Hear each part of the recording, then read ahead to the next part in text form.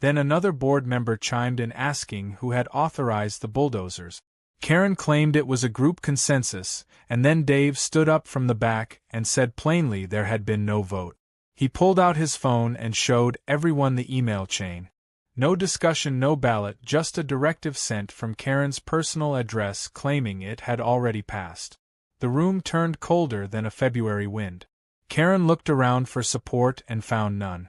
She shifted into damage control mode, saying it was an oversight and that she acted in good faith. But that's when the real twist hit. Barbara pulled out a flash drive and plugged it into the projector. On the screen came grainy footage from one of the HOA's own security cameras. The angle wasn't great, but it was clear enough. Karen standing in my field pointing at the bulldozer operator, giving him a thumbs up while the blade tore into my crop. No hesitation, no confusion, just authority and pride. Someone in the room gasped. Another person said wow under their breath. Karen's face lost all color. She tried to claim the video was taken out of context, that she was simply inspecting a service issue. But no one bought it. Not after all the lies. Not after the permit. Not after the agents. One board member stood up and said he was moving for a vote of temporary suspension until the matter could be investigated properly. There were no objections. Not one. Karen didn't storm out. She didn't cry. She just sat down slowly as if the air had been knocked out of her. The board announced that all HOA activities would be frozen pending legal review of recent decisions. The parking lot would be closed effective immediately. I almost smiled. Almost. As people filtered out of the clubhouse, several neighbors approached me with cautious apologies. Sorry we didn't listen earlier. Sorry we assumed. Sorry we didn't ask questions. I nodded, thanked them, but kept it brief. This wasn't about revenge. It was about righting a wrong that had been papered over for too long. One of the board members quietly asked if I'd consider helping with the repair planning when the dust settled. I said maybe. Let's see how deep this goes first. Back home I stood at the edge of the ruined field. The gravel was starting to crack under the sun already. Poorly laid. No foundation. Just like Karen's authority. I took out my phone and scrolled through the photos the agents had shared with me. They'd been careful to redact everything sensitive, but it was still clear enough to see the lines running just under the surface. They'd gotten lucky. If the bulldozer had gone just a few feet deeper, they would have hit the main conduit and triggered a national alert. Karen had no clue how close she'd come to making national headlines for the wrong reasons.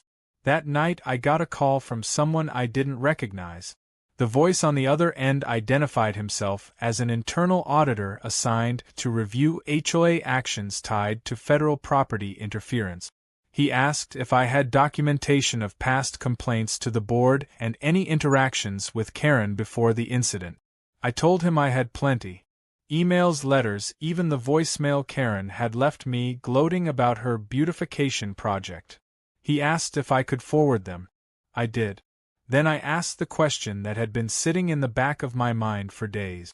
What happens if they find she knowingly trespassed on restricted land? There was a pause. Then he said calmly that the consequences ranged from civil penalties to criminal charges depending on intent and impact. I thanked him and hung up. Then I sat there in the dark thinking about how fast things had flipped. 1 week ago I was just an old man growing corn on a plot nobody cared about. Now I was the reason the most powerful woman in the HOA might be facing federal charges. And the best part was she still didn't know the half of it. 2 days after the HOA meeting, the neighborhood looked like it had been dipped in cold water. Flags weren't flying, mailboxes weren't being checked, and the morning gossip circle at the corner cafe had shrunk to one man and his dog. Karen's beige Lexus hadn't moved from her driveway since the night she got suspended, and I noticed her porch lights stayed on 24 hours a day, like she thought the truth was afraid of the dark. But truth doesn't scare easy. Especially when it's got paperwork to back it up. I decided it was time to dig deeper into Karen's past, not out of curiosity, but because something didn't sit right.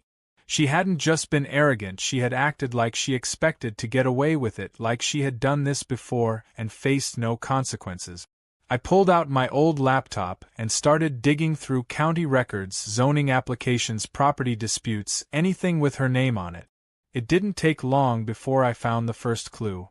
A small parcel of land 5 miles west of here marked as community space, repurposed 5 years ago for an HOA picnic ground. Nothing unusual until I saw the original owner listed as a man named Harold Tripp, who had filed 2 complaints of unauthorized land use, and then mysteriously dropped them both without explanation. I found his address and gave him a call. He sounded cautious until I mentioned Karen's name. Then he sighed deeply and said he'd been waiting years for someone to finally ask the right questions. He told me she had pushed through zoning adjustments behind the board's back, used her influence with a friend in the county office to reclassify his land as public space, and when he tried to fight it, the paperwork just disappeared. He gave up and moved out of town. Said it wasn't worth the stress anymore. That was all I needed to hear. Next I drove to the county clerk's office and asked to see permit records tied to Karen's name. I had to flash my old military ID to speed things up, but the clerk was helpful once he realized I wasn't asking for anything illegal. I found 3 permits flagged for revision, all tied to Karen. 2 had been altered post-approval, and 1 had her signature forged on a contractor's behalf. I made copies of everything. On the way home, I stopped by the courthouse and asked about official complaint. 1 file was sealed, but 2 others showed formal warnings issued to Karen over misused authority and improper spending from the HOA discretionary budget. This wasn't a pattern anymore. It was a habit. That evening I went through all the documents again, laid them out on my table like pieces of a broken puzzle, and took pictures of every page. I created a file and labeled it simply Evidence Batch 1. Then I sat down and wrote a timeline. Not for myself, but for the people who would need it soon. The agents, the auditors, maybe even a lawyer or 2. I wasn't planning a lawsuit, but I wanted to be ready if the board or the neighborhood tried to sweep it all under the rug. This time there would be no rug big enough. The next day something strange happened. Karen showed up on my doorstep. No warning, no call, just her standing there in sunglasses with a forced smile and a gift basket in her hands. I didn't invite her in. I just stepped outside and waited. She said she wanted to apologize for the misunderstanding and offer a peace gesture. I looked at the basket and then looked at her and asked if there was a microphone hidden inside. She tried to laugh, but it came out stiff, like she hadn't smiled in a while. She said she knew things had gotten out of hand, but that surely we could settle this between neighbors without making a federal case out of it. That's when I knew. She had finally figured out just how deep she had dug herself. I told her I wasn't interested in backdoor deals, and that any resolution would be handled through the proper channels. She looked frustrated, then desperate. She leaned in and whispered that she could make things go away. That she had friends who could fix permits, wipe reports, smooth things over. She even hinted that she'd throw in a little something for my trouble. I didn't say a word. Just reached into my back pocket, pulled out my phone, and tapped the screen. The voice recorder was running the whole time. Her eyes widened, then narrowed. She turned around without another word and walked back to her car like it had burned her to even offer the deal.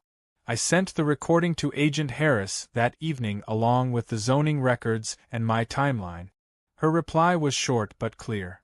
"We'll take it from here."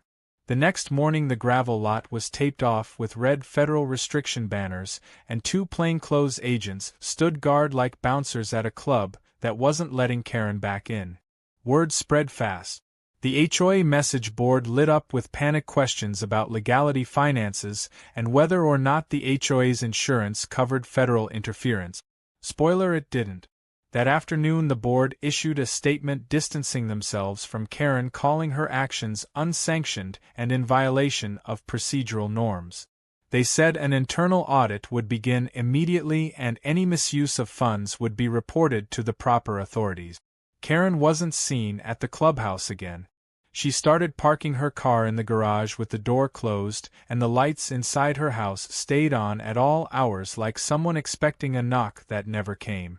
For me it was all unfolding like a well-written novel where the villain doesn't even realize the hero's not chasing revenge, he's just holding a mirror.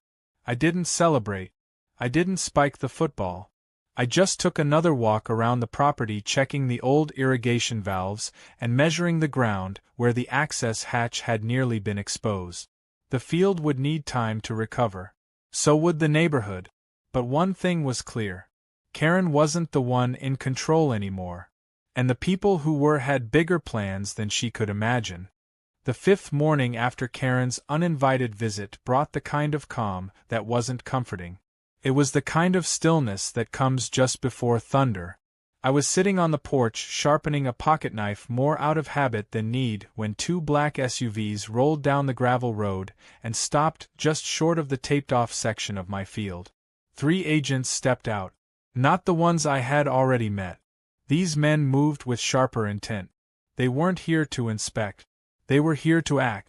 They greeted me briefly, asked if anyone else had approached the property in the last 24 hours, and then requested I remain indoors while they conducted a private operation. I nodded and went back inside but stood by the front window where I had a clear view. They moved quickly, setting up equipment near the edge of the gravel lot, scanning the ground and inserting long metal rods into the soil like they were taking its temperature. Within minutes they had found the buried node, the one Karen had nearly hit when she had the bulldozer tear through the corn. They marked it with orange flags and began carefully removing the gravel from that section by hand. I knew what they were doing. Homeland wasn't just checking for damage. They were upgrading. Something about this whole mess had triggered a re-evaluation of the site's importance, and now my humble cornfield was becoming a tighter knot in the federal web. One of the agents approached the porch and asked if I'd be willing to extend the lease another 10 years under new conditions. I asked what kind of conditions, and he handed me a folder. Inside was a revised agreement with higher compensation and language that gave them priority access in emergencies. I read through every page twice, then nodded. I had no reason to say no. Especially not after what Karen had done. I signed it and handed it back. Later that afternoon the agents left, but not before placing a fresh federal seal over the access point and posting a discreet sensor disguised as a weather monitor on the edge of the field. They didn't say much about what it did, and I didn't ask. I just waved them off and watched as the SUVs disappeared down the road. I felt a strange sense of peace knowing the field was now even more protected than before. Not just by law but by presence. Karen had tried to erase my land and accidentally made it invaluable. That same evening a group of HOA members showed up at my gate carrying folding chairs and a cooler of lemonade. At first I thought it was a mistake or some kind of awkward attempt at reconciliation, but it turned out to be a full-blown apology tour. Dave was leading it, and he started by thanking me for not retaliating when they all turned a blind eye to what Karen had done. He said they had held another emergency meeting and voted to permanently remove her from the board and submit her name for a federal misconduct investigation now that the agents had asked for formal cooperation. I listened politely, and when they asked if I'd be willing to give a short statement for the record, I told them I'd think about it. Not because I didn't want justice, but because I wanted every word to count when I finally spoke. They nodded and didn't press. As they left, Barbara handed me a homemade pie and said quietly that she'd known for years something was off about Karen. That kind of confession came too late to matter, but I appreciated the honesty. Sometimes truth is more valuable than timing. The next morning news trucks showed up. Not many, just 2 from local stations, but the sight of cameras and microphones made the whole thing feel real. I didn't speak to them. I stayed indoors and let them film the red tape and the field from the roadside. One reporter speculated that the field was the site of an old military testing ground. Another claimed it was being converted into a data hub. The truth was simpler and stranger than either. It was just a cornfield with a contract and a woman who thought power meant she could ignore boundaries. By the end of the week Karen's house had gone dark. Curtains drawn, mailbox full, and no movement at all. I heard she'd hired a lawyer, but it wouldn't do much. Homeland had video, audio, and document, and now with the HOA's cooperation her signature on the forged permit and her offer of a bribe were being compiled